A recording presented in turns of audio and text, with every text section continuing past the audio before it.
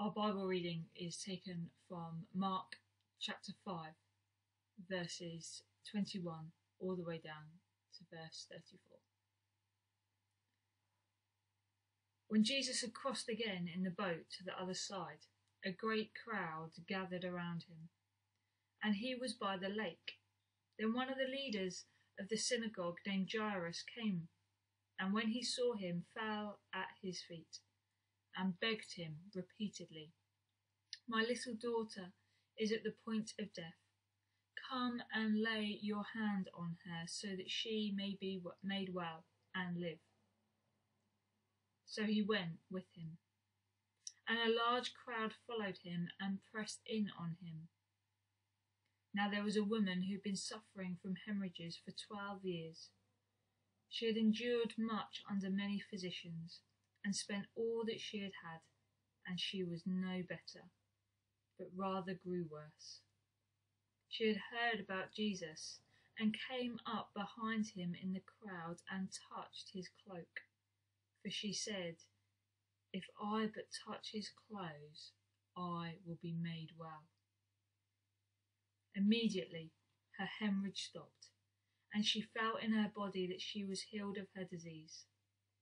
Immediately, aware about the power that had gone forth from him, Jesus turned in the crowd and said, "Who touched my clothes?" And his disciples said to him, "You see the crowd pressing in on you. How can you say, 'Who touched me?'" He looked all around to see who had done it. But the woman, knowing what had happened to her, came in fear and trembling, fell down before him, and told him the whole truth. He said to her, "Daughter, your faith has made you well. Go in peace and be healed of your diseases."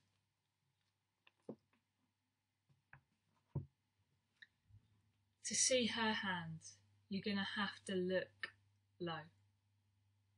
Look down. That's where she lives. Low on the ground, low on the priority list, low on the social scale. She is low. Can you see it? Her hand, gnarled, thin, diseased.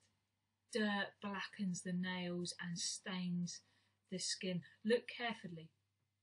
Amid the knees and the feet of the crowd, they're scampering after Christ. He walks, she crawls.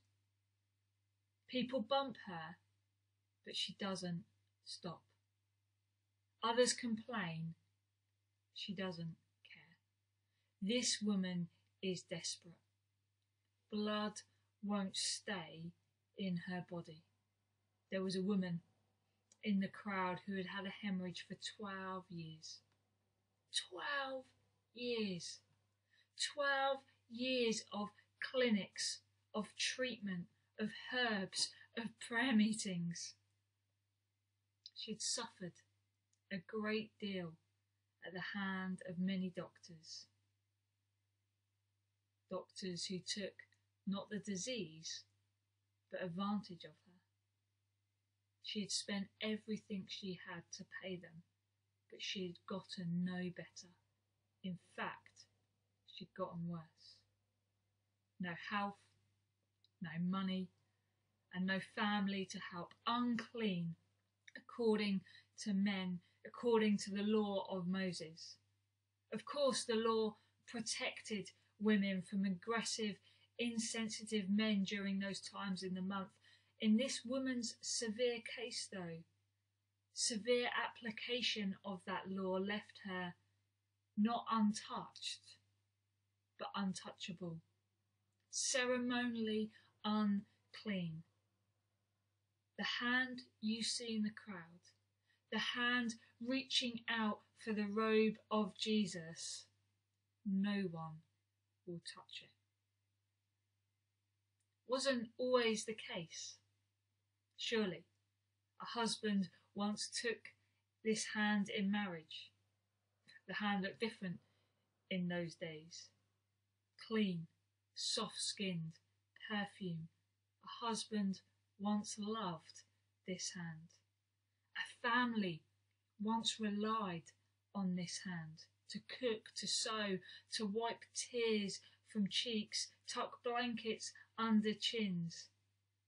Are the hands of a mother ever still? Well, only if she's diseased. Maybe her husband tried to stay with her, carting her to doctors and treatment centres, or maybe he just gave up quickly, overwhelmed by her naps, her nausea and her tiredness. So he put her out. A change of clothes and a handful of change, that's it, closed door. So she has nothing.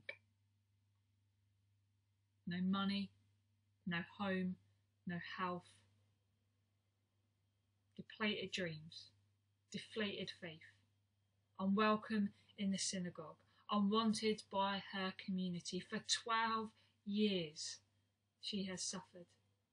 She has nothing, and her health is getting worse. Maybe that's what did it. She had grown worse. This morning she could scarcely stand. She splashed water on her face and was horrified by the skeletal image in the pool. What you and I see in Auschwitz photos, she saw in her reflection. Gaunt cheeks, tired, taut skin, and 2 full moon eyes. She is desperate. And her desperation births an idea. She had heard about Jesus. Every society has a grapevine, even or especially the society of the sick. Word among the lepers and the left out is this: Jesus can heal, and Jesus is coming. By invitation of the synagogue ruler, Jesus is coming to town. Odd to find the ruler and the woman in the same story. He's powerful, she's pitiful. He's in demand, she's insignificant. He is high, she is low. But his daughter is dying. Tragedy levels society.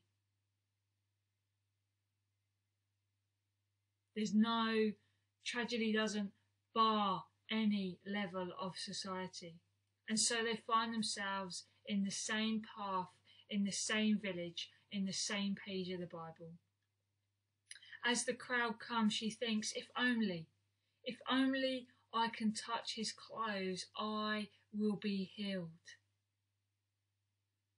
At the right time, she crab crawls through the crowd, knees bump into her ribs. Move out of the way, someone shouts. She doesn't care. She doesn't stop.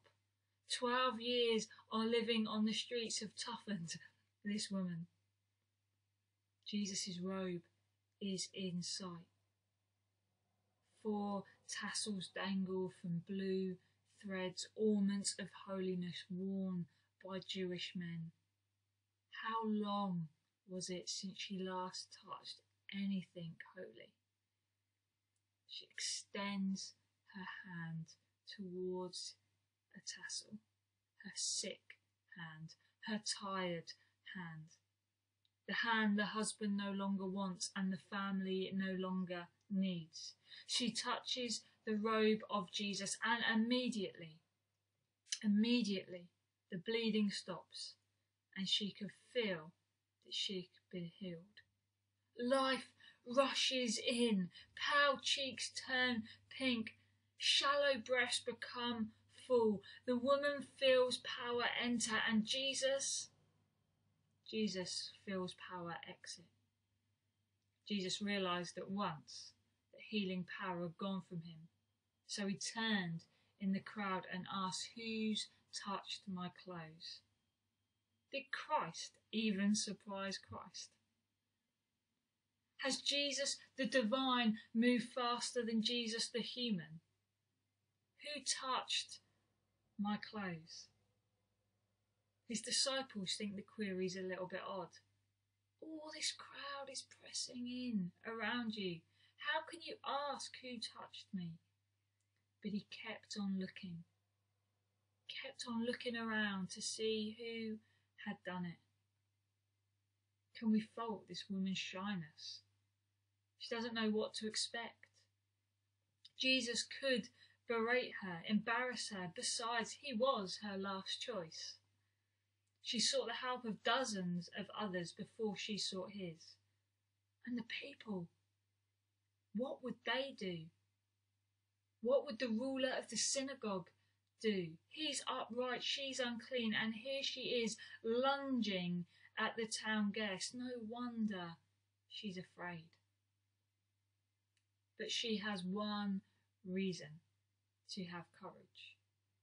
She is healed. The woman, knowing what had happened, knowing she was the one, stepped up in fear and trembling, knelt before him and gave him the whole story. The whole story. Can you imagine how long it had been since someone kind of just stopped and listened to her? But when this woman reaches out to Jesus, that's exactly what he does. With the town bishops waiting, a young girl dying, and a crowd pressing in, Jesus still makes time for a woman from the fringe, using a term that he gives to no one else. Daughter. Daughter, your faith has made you well.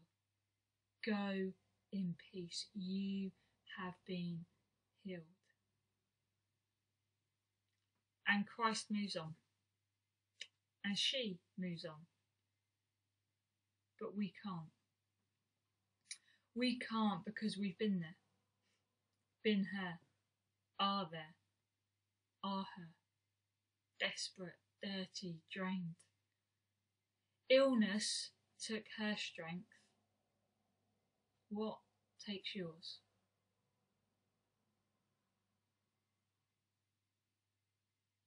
You know, your family may shun you, society may avoid you, but Christ wants to stop and listen to your story.